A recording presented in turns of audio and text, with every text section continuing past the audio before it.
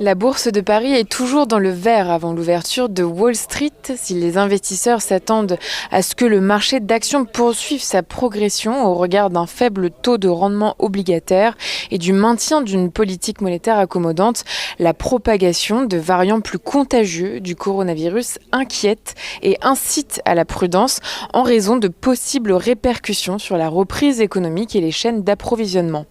S'agissant des statistiques, à 16 heures, les investisseurs examineront l'indice de confiance des ménages du Conference Board. Il devrait renseigner sur la volonté des Américains de consommer des biens et services.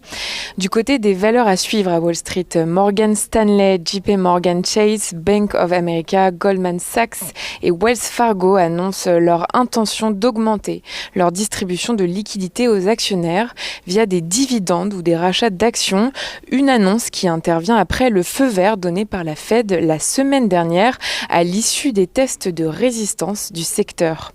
United Airlines réalise la plus grosse commande de son histoire. Elle porte au total sur 270 Boeing et Airbus pour un montant total de plus de 30 milliards de dollars. D'après le quotidien Economic Times, Johnson & Johnson renonce à procéder à des essais cliniques de son vaccin contre le Covid-19 en Inde. Le groupe ne cherchera plus à améliorer sa disponibilité dans le pays.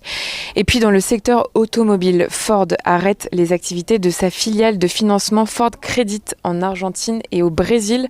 Cela se traduira par une charge exceptionnelle susceptible d'atteindre 375 millions de dollars dans le compte 2021.